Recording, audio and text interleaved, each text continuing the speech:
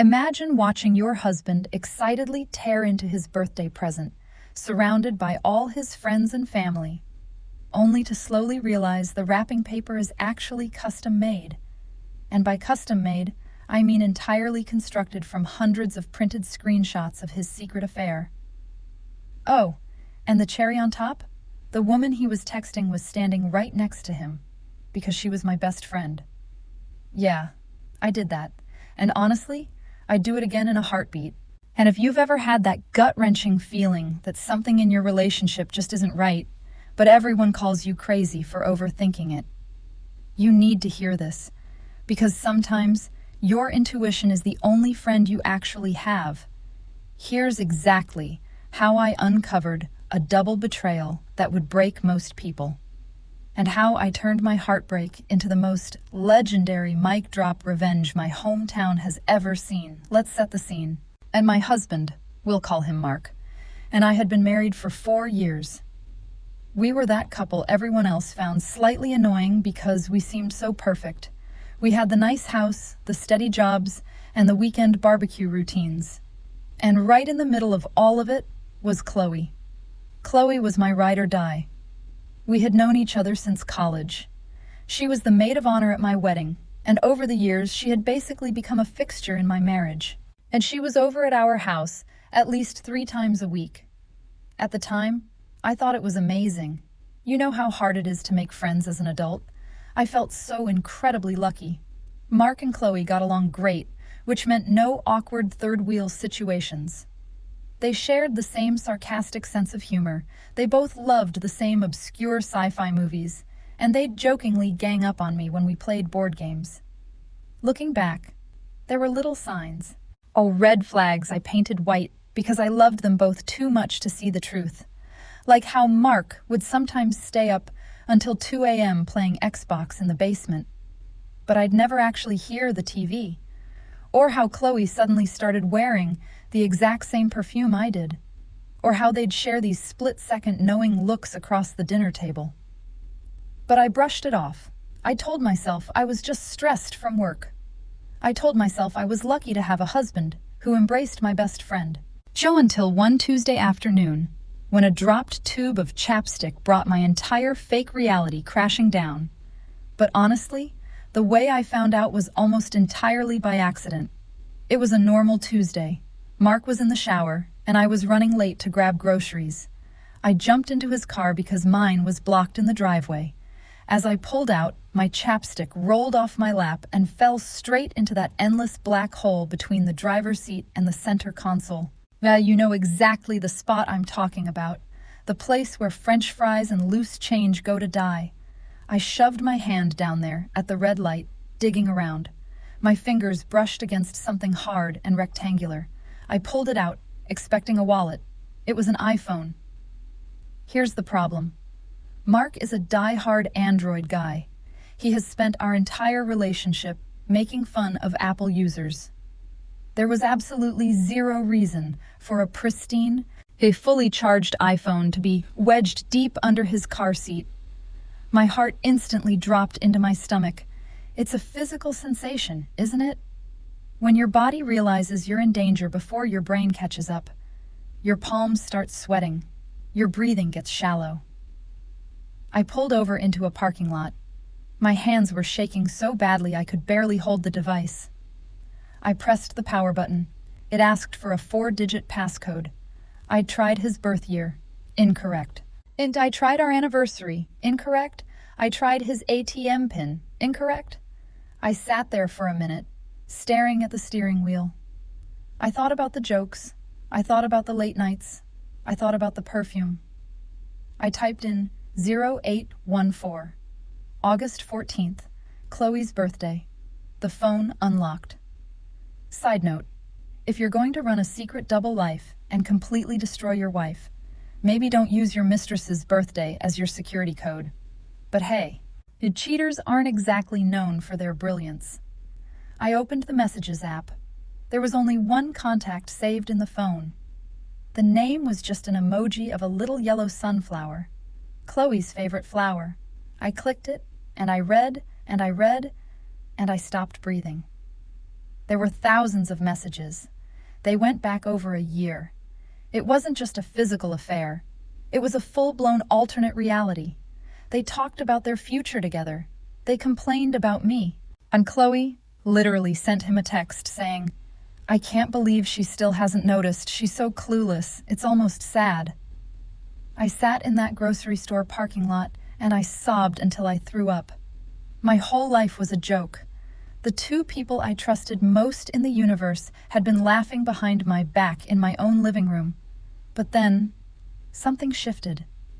The sadness evaporated, and in its place came a level of cold, calculated pity that I didn't even know I possessed. And because in exactly 4 days, I was throwing Mark a massive 35th birthday party, and guess who was helping me plan it? I wiped my face, put the car in drive, and went home like nothing happened. For 4 agonizing days, I played the role of the clueless, loving wife. I smiled at Mark when he kissed me. I texted Chloe about balloon arrangements and catering menus. Every time she called me bestie, I literally had to dig my nails into my palms to keep from screaming. It's messy, right? Part of me just wanted to burn the house down and scream in their faces. But I knew if I confronted them in private, they would just deny, gaslight, and spin the story to make me look crazy. I needed an audience. So every night when Mark was playing Xbox, I sneaked out to his car. I took screenshots of the absolute worst, most damning text messages. The ones where they made fun of his mother. The ones where Chloe talked about moving into our house. The graphic pictures. Everything. I didn't use my home printer.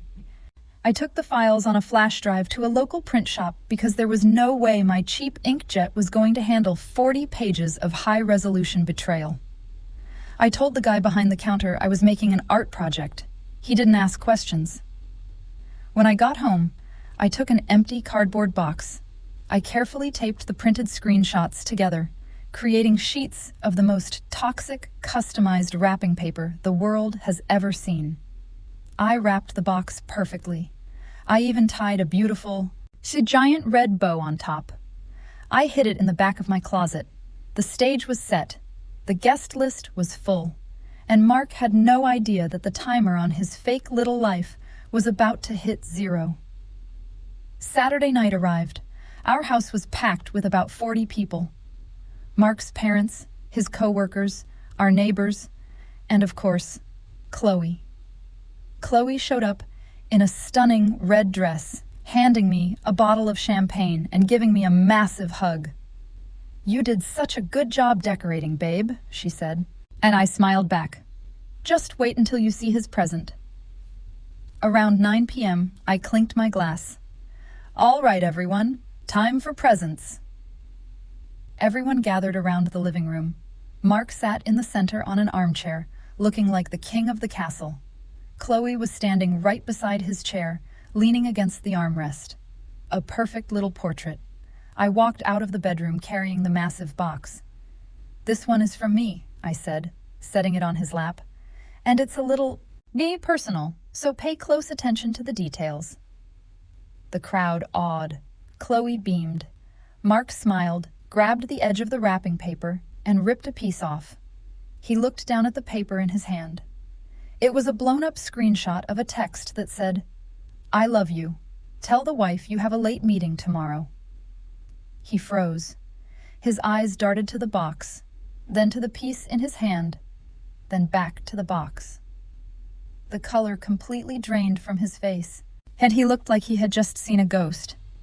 What is this?" he stammered, his voice barely a whisper. "Keep reading, babe," I said loudly. The room got quiet. People were sensing the tension. Chloe, wanting to be helpful, leaned over to look at the paper. I watched her eyes scan the text. I watched her register her own phone number, printed in giant, bold letters at the top of the page. Chloe literally stumbled backward.